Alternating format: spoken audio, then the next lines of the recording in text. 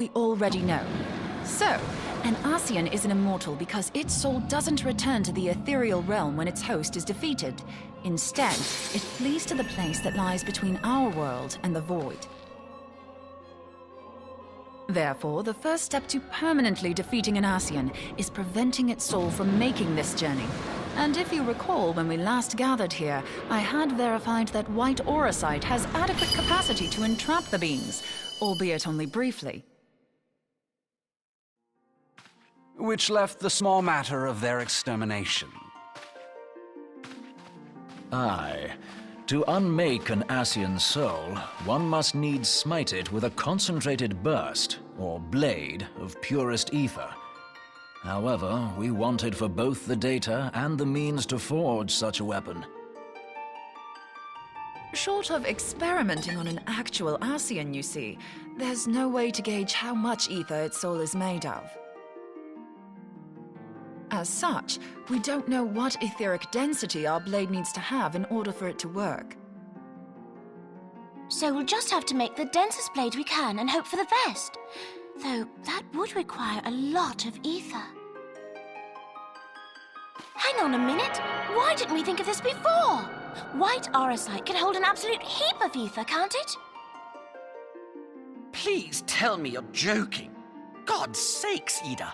I feel as though I'm reliving the same scene over and over with you. How many times do you need to be told that white auracite cannot store ether for long periods? Being intangible matter, ether is given to dispersion. Only in its crystallized form is it a stable source of energy. I will test you later on this, so see to it you do not forget. Right, yes. It's all coming back to me. So our hopes rest on good old crystals again, do they? While they are certainly reliable, they leave something to be desired in the area of portability. Indeed. I am reminded of the quantity of corrupted crystals required to thwart Leviathan, and the extraordinary lengths to which the Lamentsons went to transport them. What if it should prove that a similar quantity was needed to destroy an Ascian's soul? Or still more? I do not envy the poor sod who has to lug all of that around, on the off chance that an Ascian appears. That's the very problem we set out to solve, and I reckon we've found the answer. If it isn't practical to lug around the ether we need, we'll just have to draw upon another source. And the only viable source is the land. If you mean to tap the Great River of Ether, know that it will entail considerable risk. Meddling with the currents may well induce a surge like to the one which despoiled Mordona. Give me a bit more credit, will you?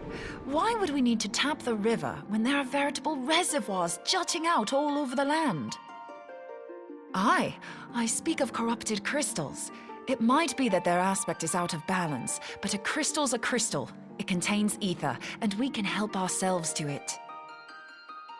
While corrupted crystals are indeed abundant, there is no guarantee that they will be in close proximity at a crucial moment.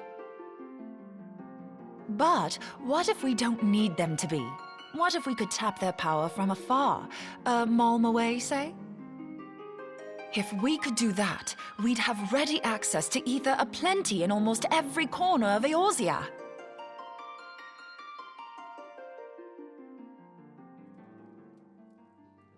I've yet to put my theories to the proof, but I've got a good feeling about this. If no one has any objections, I'd like to see where this avenue leads. If you think it worth your while, you have my blessing. But tell us, what are your theories? I, for one, am most eager to understand the process, however vaguely. I thought you might say that, but no one wants to listen to boring old theories all day, do they? I know I don't. So with your permission, I'd like to try something a bit more hands-on. I've already built an etheric siphon especially for this purpose, and I've been meaning to try it out. Thing is, the profusion of corrupted crystals in Mordona makes it something of a high-risk testing ground. If anything goes awry with the siphon, it would be better if it didn't happen within spitting distance of quite so much ether.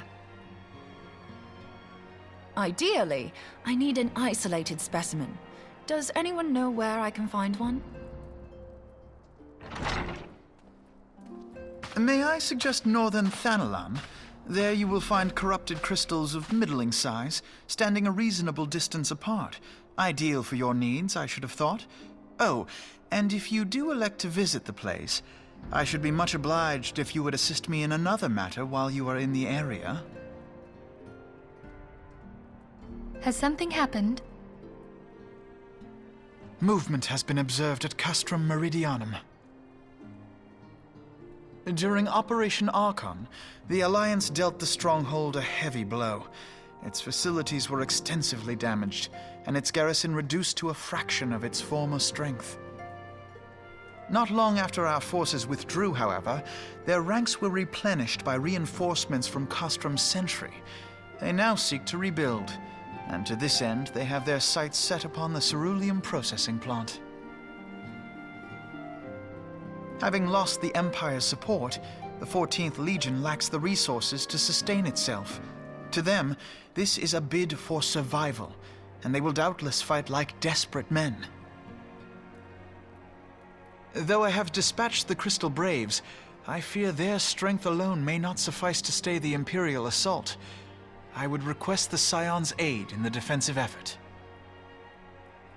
If I didn't know better, I'd say you were trying to inveigle us into fighting your battle with the promise of shiny crystals. Well then, consider me inveigled. I won't lie, the crystals you speak of sound perfect, so the Garleans have to go. Besides, we can't afford to beat about the bush. There's no telling when the Arceans will next appear. Thine eagerness to hurl thyself into the jaws of danger cometh as little surprise. Exercise due caution, I prithee. Though you have become a Crystal Brave, you are yet a Scion, Alphino. We could hardly refuse you. Pray, join the Crystal Braves and lend them your support. Thangred and Papalymo shall accompany you.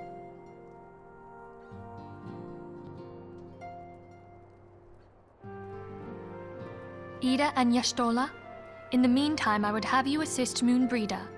Scout out the crystal clusters, that the testing may commence as soon as the Garlean threat has been eliminated.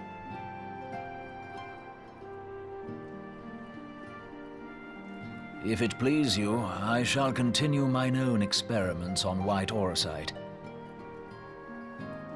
Thank you, Urianger. Everyone, pray see to your preparations and depart as soon as you are able. Go well, and be safe.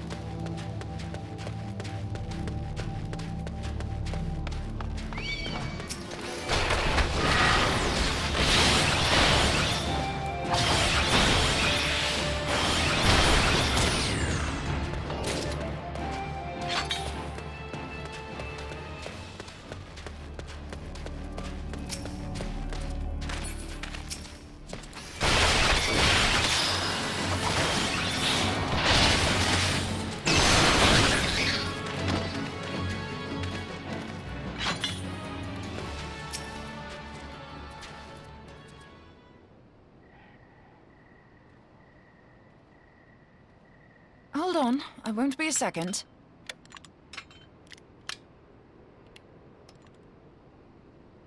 The beast seemed peckish, so I gave it a taste of my axe. I know. As Urianger never tires of reminding me, an axe ill becometh the hand of a scholar. What can I say? I like axes. To hear my mother tell it, I came into this world holding one. And it's not as if it stopped me picking up a quill, is it? I often think of the man who introduced me to the joys of learning. He's one of the reasons I decided to come to Eorzea. Him and my excruciatingly stiff childhood friend. Considering how unalike we are, it's a wonder we ever got on. The world's a strange old place, isn't it? Aye, that ought to do it.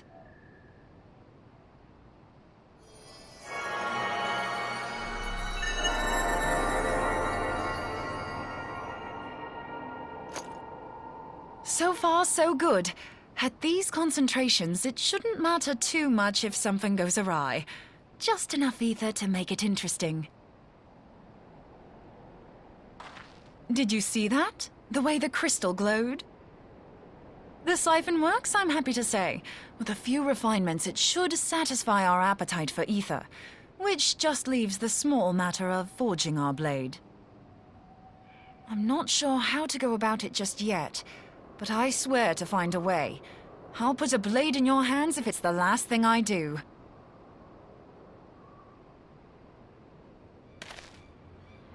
He senses me. A useful talent.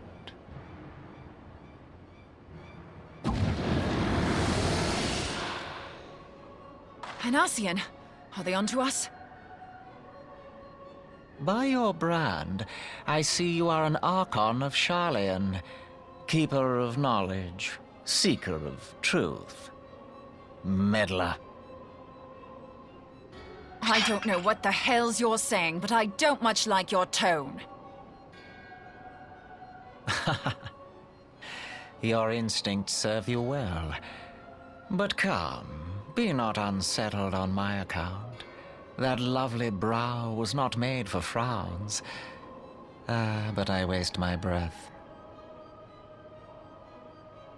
Let me direct my words to one who understands them. We meet at last, warrior of light. I am Nabriales.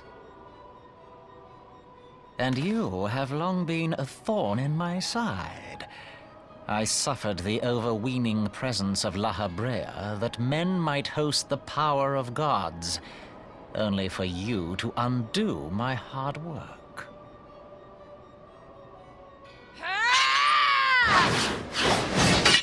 Oh, bugger.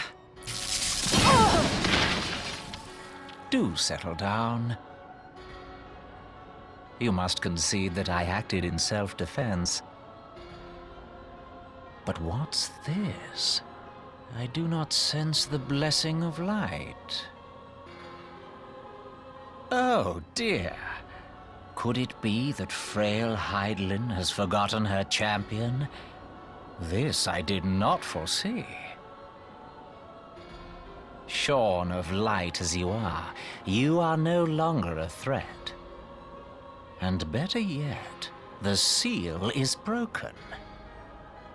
Now is the time to claim the staff. With it in my grasp, I shall rise above them all and take my place at Lord Zodiac's right hand.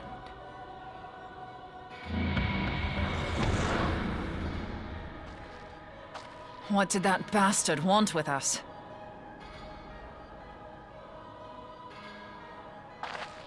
Nabriales, he calls himself. With charm like that, I'll bet he has maidens falling at his feet, unconscious. But this staff, you say just talking about it had the bastard grinning like a brat on his name day. Must be quite a staff. Oh, gods. He means Tupsimati, Master Louis Soir's staff. Minfilia's in danger.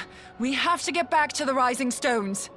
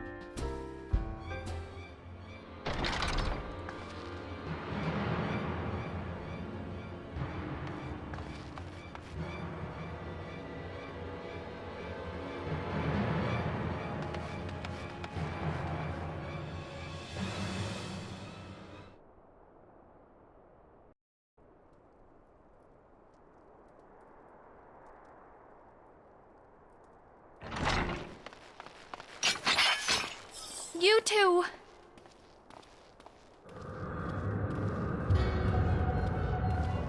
So, you were able to divine my intent. What now, warrior of light?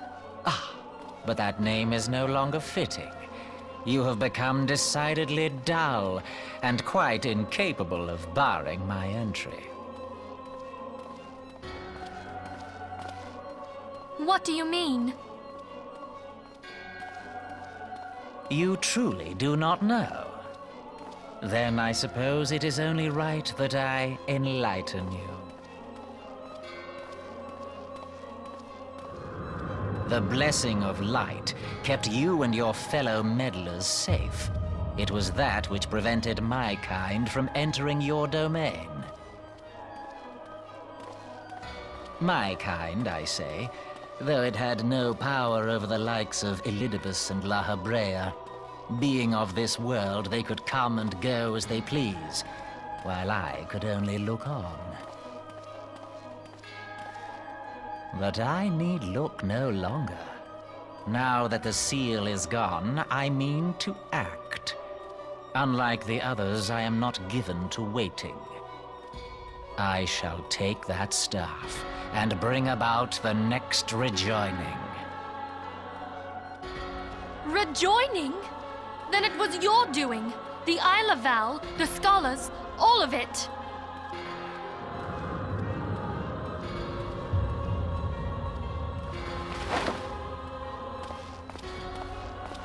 You will not harm her!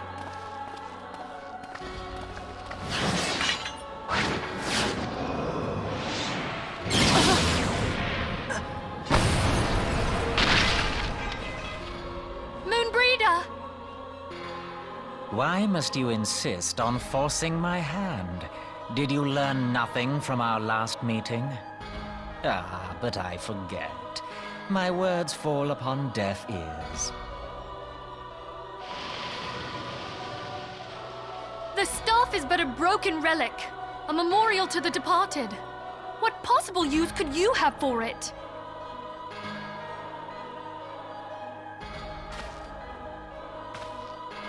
What use? You mean to say that all this time you kept the key, never knowing what it was you possessed? The staff Tupsimati, or rather the stone tablet it bears, is host to a great power.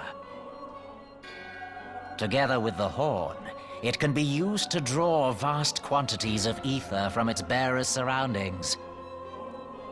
How else do you think Louis Soir was able to invoke the power of the 12 without making them an offering of crystals?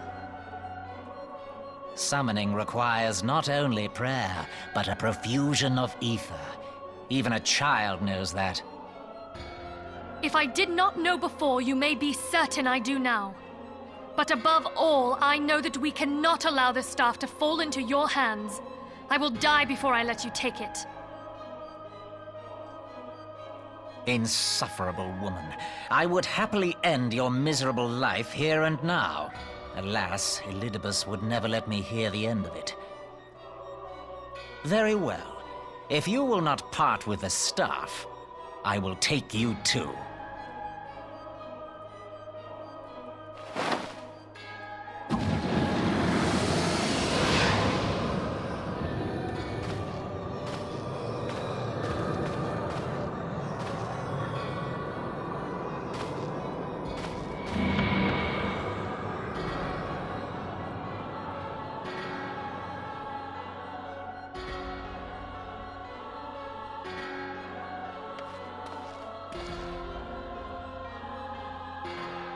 After them! Quickly! Before the rift closes!